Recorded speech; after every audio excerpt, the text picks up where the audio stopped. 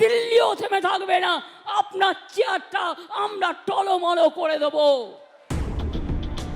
আরজি করে দুর্ভাগ্যজনক ঘটনা নিয়ে বিরোধীরা রাজনীতি করছে। নির্যাতিতা সুবিচার চেয়ে আবারও সরব হলেন মুখ্যমন্ত্রী মমতা বন্দ্যোপাধ্যায়। একই সঙ্গে বিজেপি গণতন্ত্রের সংবিধান সম্মত পথে ক্ষমতা দখল না করে গায়ের জোরে আস্ফালন দেখাচ্ছে বলেও অভিযোগ করেন তিনি। সেজন্য ডেড বডি খোঁজার চেষ্টা করছে কেন্দ্রের শাসকদের মদতপুষ্ট বঙ্গ বিজেপি। বাংলায় অস্থিরতা সৃষ্টির চক্রান্তের বিরুদ্ধে সরাসরি নরেন্দ্র মোদীকে নিশানা করেছেন মমতা বন্দ্যোপাধ্যায়।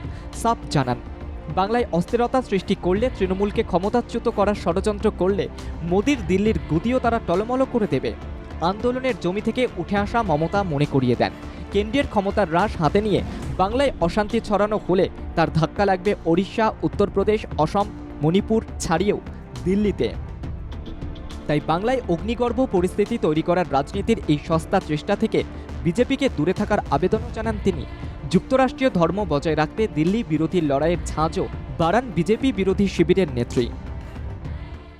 আপনার পার্টিকে দিয়ে আগুন লাগাচ্ছেন, মনে রাখবেন, বাংলায় যদি আগুন লাগান, আসামও থেমে থাকবে না, নর্থ ইস্টও থেমে থাকবে না, উত্তরপ্রদেশও থেমে থাকবে না, বিহারও থেমে থাকবে না, ঝাড়খণ্ডও থেমে থাকবে না, উড়িষ্যাও থেমে থাকবে না। বাংলার স্বাধীনতার পর থেকে দিল্লির শর্তে চমকানিতে ভয় পায়নি, পাবেও না। বাংলা কারুর কাছে মাথা নত করতে জানে না। সংগ্রামের অতীত ইতিহাস তুলে ধরে বুঝিয়ে দেন ধর্মঘট বন্ধ, নবান্ন অভিযান বা লালবাজারে অভিযানের নামে অশান্তি ছড়ানো তিনি বরদাস্ত করবেন না। রাফ অ্যান্ড টাফ মুখ্যমন্ত্রীর একটাই কথা, ভোটই গণতন্ত্রের সেরা শক্তি।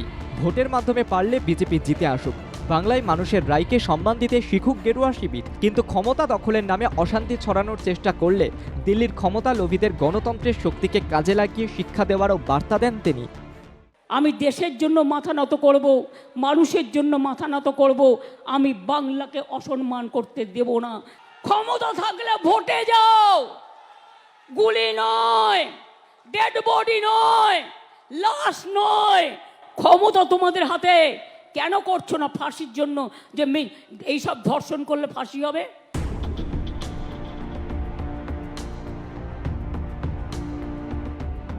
Bureau report, Bangla Jacko.